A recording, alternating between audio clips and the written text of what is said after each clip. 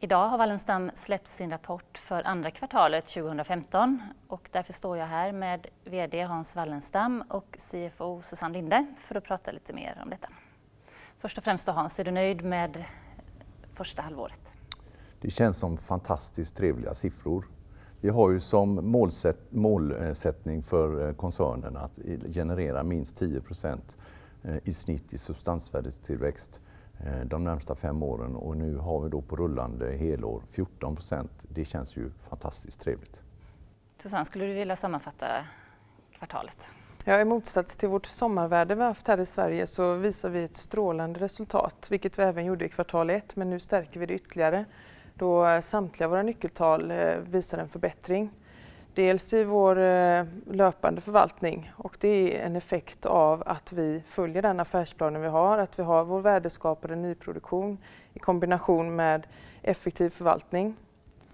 Vi får också en starkare finansiell ställning, vi har en högre soliditet och en lägre belåningsgrad, vilket känns bra för den framtid vi har med vår investeringsvolym med 2-3 miljarder per år. Och vi ser också en fortsatt stor efterfrågan på fastigheter.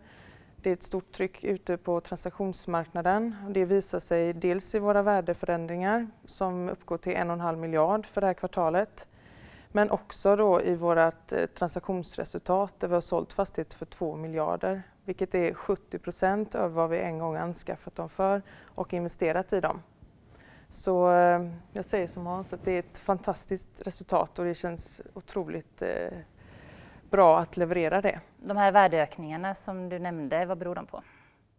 Ja, som jag sa så är det ett otroligt tryck ute på transaktionsmarknaden när man är beredd att betala mer för en fastighet. Man har sänkt sina avkastningskrav så vi får följa den marknadsbilden som är. Men 1/5 av de värdeförändringarna vi har gjort det är i vår nyproduktion. Sen är det ju bara 5% av vår totala värde av fastigheterna som vi har förändrat det här kvartalet. Och vilka typer av fastigheter och lägen är det som påverkas mest?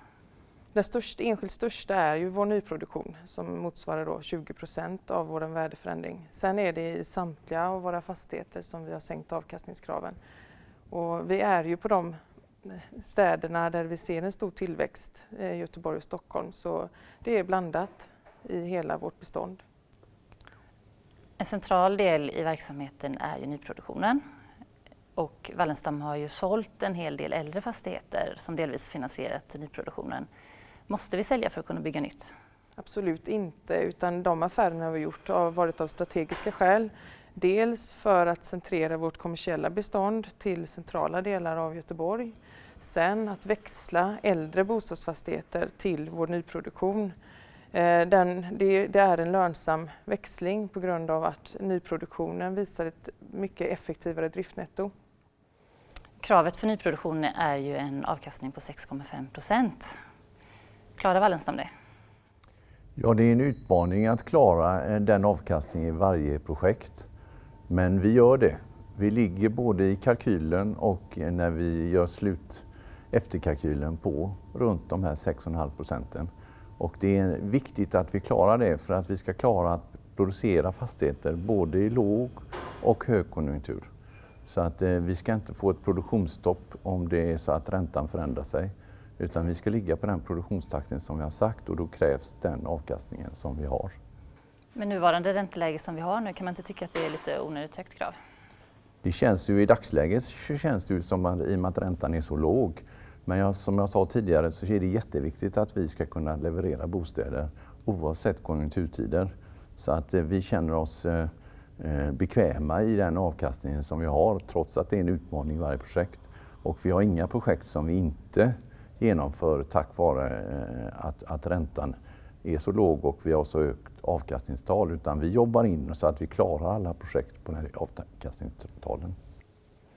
I media så har det varit väldigt mycket fokus på de långa processerna för planer och krångliga regelverk. Hur påverkar det Wallenstam? Det är ju ett väldigt krångligt regelsystem rent allmänt som Sverige har. Och nu kör man också in från politikernas håll ett investeringsbidrag till hyresrätten som kommer också att göra sitt för regelsystemet. Men vi hyllar ju när det är förenklade regler som gör att marknaden mer styr över vad som utförs och inte, istället för att det är ett regelsystem i detaljstyrning, utan mer generella regler, lättare regler att förstå EU utav godo för hela branschen.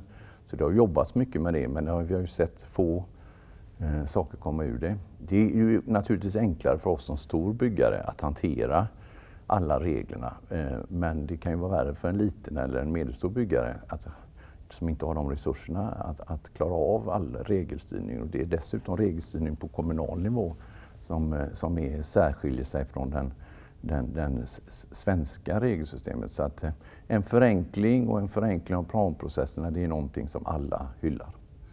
En krångliga regler och långa planprocesser, är det ett hot mot Wallenstams mål om 1500 lägenheter per år? Absolut inget hot, för vi klarar det vi har sagt. Däremot så skulle det ju att om man ska öka ytterligare takten, och nu ska ju Sverige bygga så ofantligt mycket lägenheter, då måste man nog se att det blir ett förenklat regelsystem, för att det är väldigt komplexa regler att bygga i Sverige idag. Senaste kvartalet så har vi bara haft en enda produktionsstart, det var Järfälla. Hur kommer det sig, det här avmattade tempot?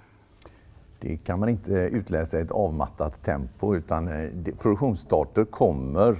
Det kan vara 3-4 produktionsstarter en kvartal, det kan vara till och med 0 ett enskilt kvartal. Vårt fokus är ju att klara våra 1500 lägenheter i produktion varje år.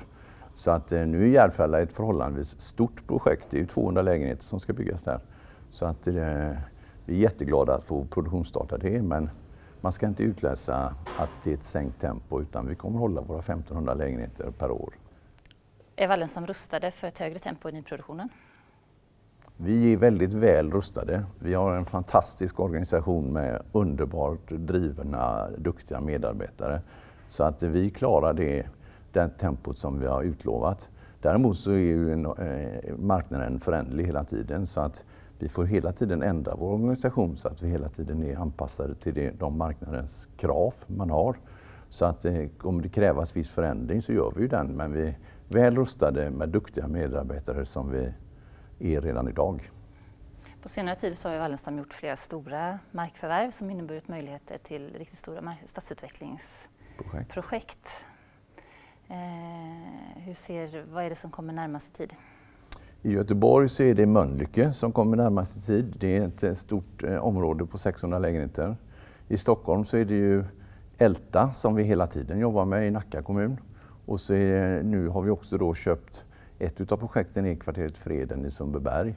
Det kommer vi också produktionsstarta väldigt snart, och där är upp mot 1000 lägenheter, så det finns många stora projekt i antågande. Men det är inte bara Wallenstam som vill vara med och bygga nya bostäder. Konkurrensen ökar. Hur ser du på det? Det måste vara fler som bygger än bara Wallenstam om vi ska klara de här 250 000 lägenheterna på kort tid för Sverige. Så att konkurrens, det hyllar vi.